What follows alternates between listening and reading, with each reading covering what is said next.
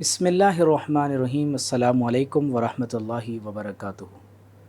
سورہ بنی اسرائیل کی ابتدا میں اللہ تعالیٰ نے نبی کریم صلی اللہ علیہ وآلہ وسلم کے سفر اسراء اور معراج کا ذکر فرمایا۔ بہت مشہور آیت مبارکہ ہے، سبحان الذی اسریٰ بعبدہ لیلا من المسجد الحرام الی المسجد الاقصی، اور عمومی طور پر جب شب اسراء کا ذکر ہوتا ہے تو 27 رجب کی تاریخ کو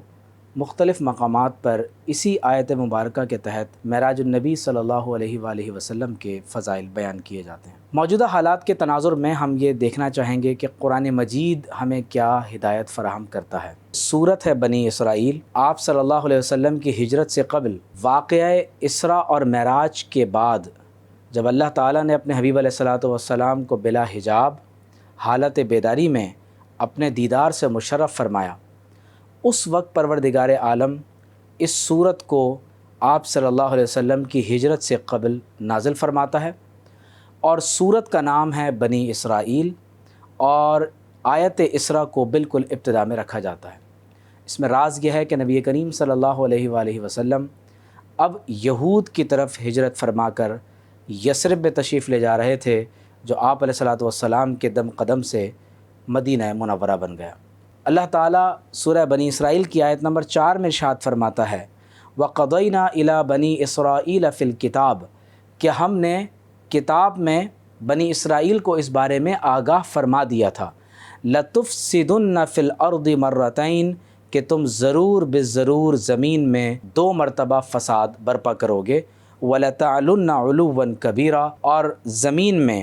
اللہ تبارک و تعالیٰ کی اطاعت الہی سے بڑی سرکشی برتو گے۔ الامام متولی الشعراوی علیہ رحمہ اس آیت کی شرح میں یہ فرماتے ہیں کہ اس سے مراد یہ ہے کہ زمین میں اللہ تعالیٰ ان کو استعلاء اور قوت عطا فرمائے گا کہ جس میں یہ ناحق طور پر ظلم کرتے ہوئے دیگر اقوام پر غالب آئیں گے۔ اللہ تعالیٰ فرماتا ہے فَإِذَا جَاءَ وَعْدُ أُولَاهُمَا، جب ان دونوں وعدوں میں سے پہلا وعدہ آ گیا، بَعَثْنَا عَلَيْكُمْ عِبَادًا لَنَا، تو ہم نے اپنے بندوں کو تم پر مسلط کر دیا۔ اور وہ بندے کیسے تھے؟ فرمایا اولی بأس شدید، وہ بہت شدید کرخت قوت والے تھے، فجاسوا خلال الدیار، تو وہ تمہاری تلاش میں تمہارے گھروں تک جا گھسے، وکان وعدا مفعولا، اور یہ اللہ تبارک و تعالیٰ کا ایسا وعدہ ہے جس کو ضرور پورا ہونا ہی تھا۔ بعض اہل تفسیر کہتے ہیں کہ اس سے مراد نبی کریم صلی اللہ علیہ وآلہ وسلم کے عہد مبارک سے قبل بنی اسرائیل کا وہ واقعہ ہے جب بخت نصر نے، یا جس کو نیبوکت نظر کہا جاتا ہے، یروشلم پر حملہ کیا اور اس خطے کو تاخت و تاراج کر دیا۔ لیکن یاد رکھیں کہ قرآن مجید نے ان افراد کو عباد لنا کہا ہے کہ ہمارے بندے، اور یہ بات ظاہر ہے کہ بخت نصر مشرک اور مجوسی تھا، اور یہ ممکن نہیں ہے کہ اللہ تبارک و تعالیٰ کی جناب سے اسے عباد لنا یعنی اللہ تعالیٰ کا بندہ قرار دیا گیا ہو۔ لہٰذا اس سے مراد دراصل وہ واقعہ ہے جس کی طرف اشارہ کیا جا رہا ہے کہ نبی کریم صلی اللہ علیہ وآلہ وسلم کی بعثت کے وقت یثرب میں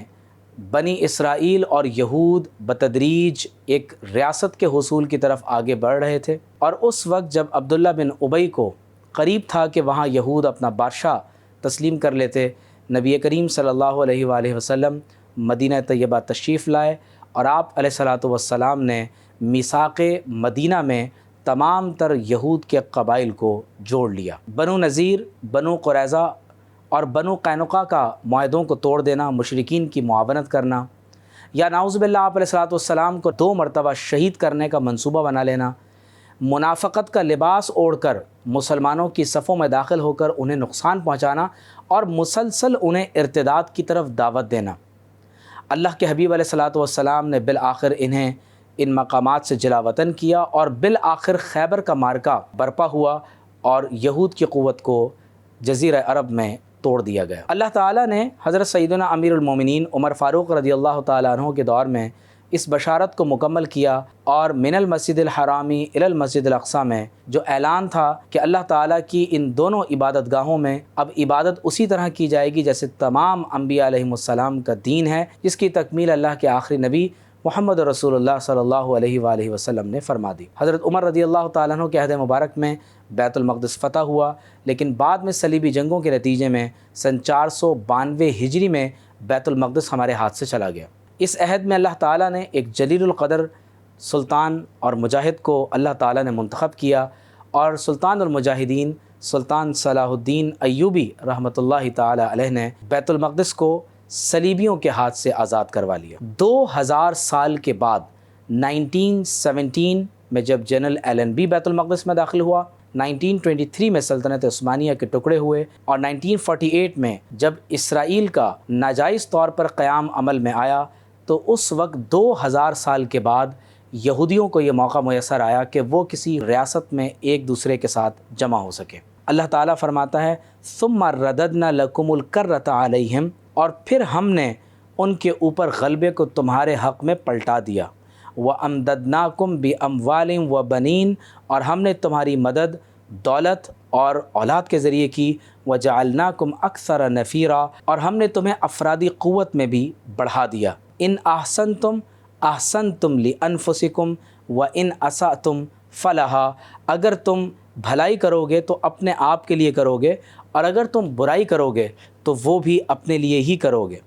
اس کے بعد اللہ فرماتا ہے فَإِذَا جَاءَ وعد الآخرہ، جب آخری وعدہ آئے گا تو کیا ہوگا؟ لِيَسُوءُ وُجُوهَكُمْ، کہ وہ مار مار کر تمہارے چہروں کو بگاڑ دیں، وَلِيَدْخُلُوا الْمَسْجِدَ،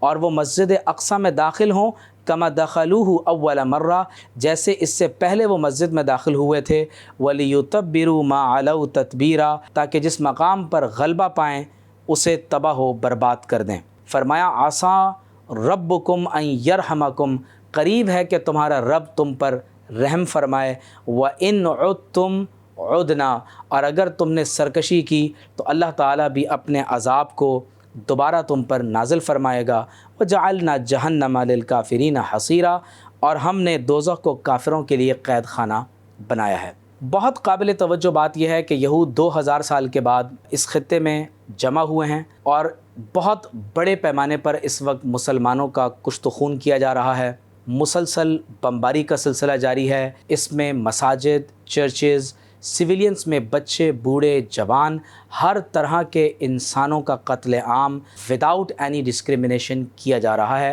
اور تمام عالمی قوانین کے ماہرین، تمام عالم کے حکمران چیخ چیخ کر یہ کہہ رہے ہیں کہ اسرائیل اس وقت انٹرنیشنل ہیومینیٹیرین لاء کی وائلیشن کر رہا ہے اور وار کرائم کا مرتکب ہو رہا ہے۔ لیکن کیونکہ یہود دا پرومس لینڈ کے مطابق جو دریائے فرات سے دریائے نیل تک کا حصہ ہونے چاہیے، وہ اس کے لیے ایک بڑی جنگ کی تیاری کر چکے ہیں، اور انہوں نے اس جنگ کو لانچ کیا ہوا ہے۔ ہمارے نبی صلی اللہ علیہ وسلم نے ہمیں بتایا ہے کہ قرب قیامت میں جب حضرت مسیح علیہ السلام تشریف لائیں گے تو آپ القدس کے قریب مقام لد پر دجال کو اپنے نیزے سے خود قتل فرمائیں گے۔ لہٰذا مسلمانوں کو چاہیے کہ وہ اس وعد الآخرہ کا انتظار کریں جس کا وعدہ اللہ تعالیٰ نے سورہ بنی اسرائیل میں فرمایا ہے کہ مسلم افواج بیت المقدس میں فاتح بن کر دوبارہ داخل ہوں گی، لیکن شرط یہ ہے کہ عباد اللہ، اگر وہ اللہ تعالیٰ کے بندے بن جائیں، اگر وہ اللہ تعالیٰ کی بندگی کو اختیار کر لیں۔ اللہ تعالیٰ نے فرمایا وَلَا تَهِنُوا وَلَا تَحْزَنُوا، نہ کمزور پڑ جاؤ نہ غمزدہ ہو، تم ہی سب پر غالب ہوگے، ان کنتم مؤمنین، اگر تم کامل صاحب ایمان ہو۔ اللہ تعالیٰ کی بارگاہ میں ہم دعا گو ہیں کہ یہ معرکہ جو اس وقت قریب ہے کہ پورے عالم اسلام اور پوری دنیا کو اپنی لپیٹ میں لے لے، اللہ تعالیٰ اس جنگ کی آگ کو بجھائے اور پروردگار عالم فلسطین کے نہتے مسلمانوں کی مدد و نصرت فرمائے۔ یاد رکھیے گا کہ اگر اس بار سیز فائر ہو بھی جائے تو اسرائیل ایک بڑی جنگ کی تیاری میں مصروف ہے، جو ہمارے نبی صلی اللہ علیہ وسلم کے فرامین کے مطابق آخری دور میں ضرور لڑی جائے گی۔ وہ بھی اس جنگ کی تیاری کر رہے ہیں، مسلمانوں کو اس عالمی بڑی جنگ کی تیاری کی ضرورت ہے، لیکن شرط یہ ہے کہ عباد اللہ نہ ہم اللہ تعالیٰ کے بندے بن جائیں۔ میں نوجوانوں سے بالخصوص یہ گزارش کروں گا اپنی صفوں میں اتحاد پیدا کریں، دین کا علم حاصل کریں، قرآن اور آپ علیہ الصلوۃ والسلام کی سیرت اور سنت کا علم حاصل کریں، اور مغربی تہذیب سے دین کی طرف رجوع کریں، تاکہ اللہ تعالیٰ ہمیں اپنے بندوں کی فہرست میں شامل فرمائے۔